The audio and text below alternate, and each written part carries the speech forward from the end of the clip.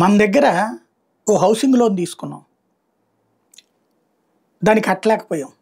ఇంటికొచ్చి ఇంట్లో ఉన్న సామాన్లతో సహా అన్ని జప్తు చేసుకుపోతారు.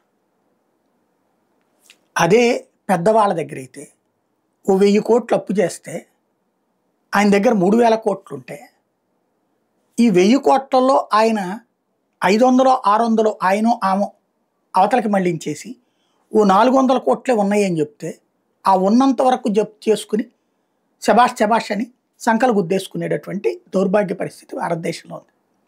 మొన్న మధ్యన వైఎస్ఆర్ కాంగ్రెస్ పార్టీ నాయకురాలు ఒకప్పుడు వైసీపీ తరపున ఎంపీగా గెలిచి ఆ తర్వాత తెలుగుదేశంలోకి వెళ్ళి మొన్నటి ఎన్నికలకు ముందు వైసీపీలోకి వచ్చినటువంటి బుట్టా రేణుక, ఆవిడ ఆస్తులు వేలం వేస్తే కొనేవాడు లేడు, అప్పు మాత్రం బోల్డంతా నాశనమైంది.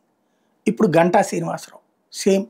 ఈయనదెంతయ్యా బాకీ అంటే దాదాపుగా 463 కోట్ల రూపాయలు ఎగవేసినటువంటి ప్రత్యూస్ అసోసియేషన్స్ పేరిట విశాఖపట్నంలోని గంగళూరు వారి వీధిలో ఉన్న 274 చదరపు అడుగుల వాణిజ్య భవనం, ప్రత్యూస్ ఎస్టేట్కి చెందిన ద్వారకానగర్ శ్రీశాంత కాంప్లెక్స్లో 1250 చదరపు అడుగులు 2 ఫ్లాట్లు, ఉడా లేఅవుట్లోని 5 ఫ్లాట్లు. ఈ ఆస్తులకు బ్యాంకు 3.39 కోట్ల రిజర్వ్ ధర నిర్ణయించింది. బట్ ఉద్దేశపూర్వక ఎగవేద్దాడిగా ప్రకటించాలని ఇండియన్ బ్యాంక్ ప్రకటిస్తే అదేం లేదు. ఇవన్నీ కూడా పెద్దవాళ్ళకి చట్టాలు వ్యవస్థలు సహకరిస్తాయి అనడానికి సాక్ష్యంగా నడుస్తుంటాయి.